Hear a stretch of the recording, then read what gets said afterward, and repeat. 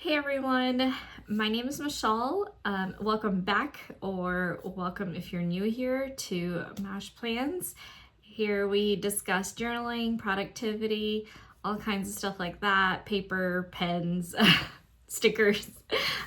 Today I wanted to give you a few tips if you are interested in journaling for memory keeping.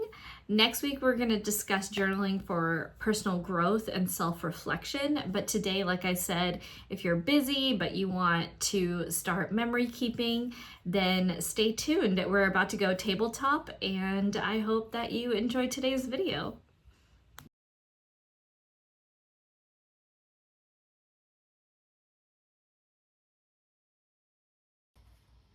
So, my number one tip when it comes to journaling for memory keeping is to try and set a realistic goal. You want to aim for at least 5 to 10 minutes a day, or even just a few sentences. It doesn't have to be long bouts of journaling, because if you set this as your goal, you're really going to come up with, excuses every day to not have time to do it. But if you set a goal, maybe put it into your planner, into your calendar app on your phone, and remind yourself every night. I like to do it every night. I do like to open my planner throughout the day, but specifically for journaling and memory keeping, I like to at least open my planner every night before bed and write a couple sentences from my day, because I find that it really helps memory keep if you do it every day. But I don't want to put pressure on myself and say, oh, I have to write for 3 or 4 pages every single day. I find that that's just not realistic if you're really busy.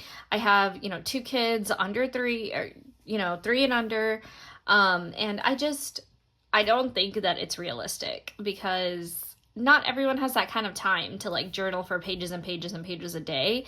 But everyone should have a good 5-10 minutes to just jot things down from your day.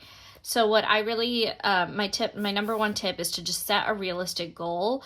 And if you write for 5-10 minutes a day, I think that will go a very long way in filling out your journal. And then my second tip is to choose a convenient time. So like I said, I choose right before bed, and I put an alarm in my phone around 9:25, I think, is when I set my alarm, so that I'll write for about 5 to 10 minutes. And what I like to do is kind of go over what I wrote throughout my day in my planner. And honestly, you don't have to write a ton. I usually just like to jot a couple things. I like to put a couple stickers and stuff like that, but you don't have to do that, because tip number 3 is to keep it simple. You don't have to worry about writing a bunch and having perfect grammar and, using stickers and washi tape and all that. Sometimes I like to just put bullet points of what I did throughout the day to help me memory keep, and that alone is huge for me. Number 4 is to use prompts. I don't have any prompts in this journal, but in a couple of my other journals, I did use prompts to write out a couple of different things. I'm trying to find some. I wrote a couple of journaling, scripting, top 10 things I love about myself. You can't go wrong with prompts. This is before I had kids and when I was only really working, before I was married. So I had time to really go crazy in my journals. I would put all kinds of stuff down. I would paint in my journal. I put pictures down. I collaged. This was a lot. I don't have this kind of time anymore, unfortunately. I put lyrics down. I put my favorite paintings. One of my journaling prompts was to put down your favorite paintings and write descriptions about it. You could talk about your favorite songs.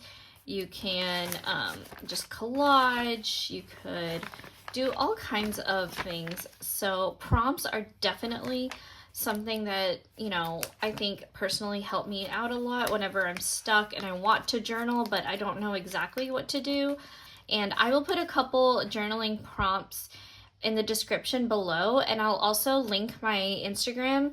I put a couple of journaling prompts on there, and I plan on doing more journaling prompts too, so make sure you follow me on Instagram if you don't already. It's @MashPlans. So that's definitely another tip, is to go ahead and use journaling prompts. Tip number 5 is to make it mobile, like put it as a part of your day throughout your day. So you might not actually want to carry your journal or planner everywhere you go, but especially if you're like, you're a really busy person and you want to journal, but you don't want to make it into this big, huge thing. What I like to do is to use my phone, and I like to I have an app called Day One, and I like to put notes in there. But then another thing I like to do is take pictures throughout my day. And at the end of the day, what I'll do is I'll look through my pictures and see what I did, especially like funny things that the kids said or did, if they like dumped an entire, spaghetti bowl on their head or something like that. Like, I usually take a picture of it because that's just the nature of being a mom, I think.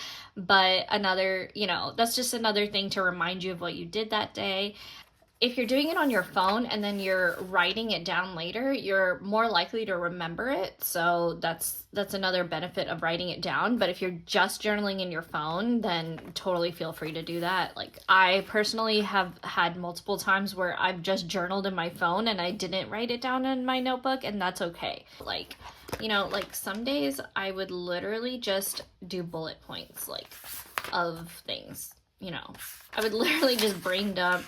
Or I would prayer journal. That's a huge one for me personally. I like doing that because it just helps me, release things and let go of things. But we'll talk about that in the personal growth video that I have coming up next week. This is mostly for memory keeping, obviously. And, putting pictures in your journal is so fun. I mean, it's just a really great way to be creative and not forget what you were doing in that moment of your life. And then tip number 6 is you want to combine it with another really good activity. Like I said, I like to plan in the morning with my coffee and a really good, like, calming music playlist. And then at night, I like to drink my tea. Like, I have like a sleepy time tea that I like to drink, and my husband's usually sitting in the bed next to me. He's usually like on his phone doing whatever, and I'm sitting in bed relaxing, and I'll take that time to really pull 5 minutes for myself and really journal and like just the most important tip I would say overall, like, just to like round all of this out, is to make it work for you and for your schedule. Even just like the smallest amount of journaling each day can have such a positive impact on your mental health and well-being. It really, really makes sure that you're grateful for what you have, and gratitude journaling is such a huge part of my overall leveling up. I would say, like, every single morning I write down an affirmation and I write down 3 things I'm really grateful for, just to like get me in the right headspace for the day.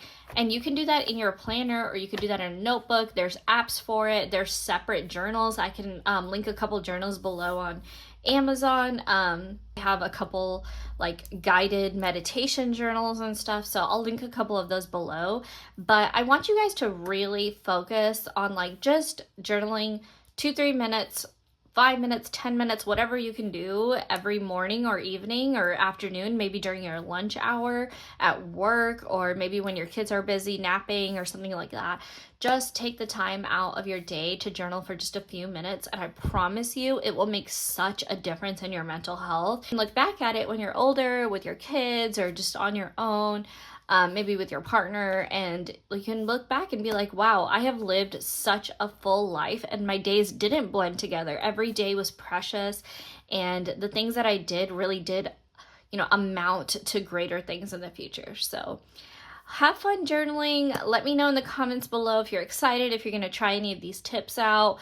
Let me know what works for you when you're journaling. Let's build a journaling community in the comments below, and I'll see you next week. Thanks.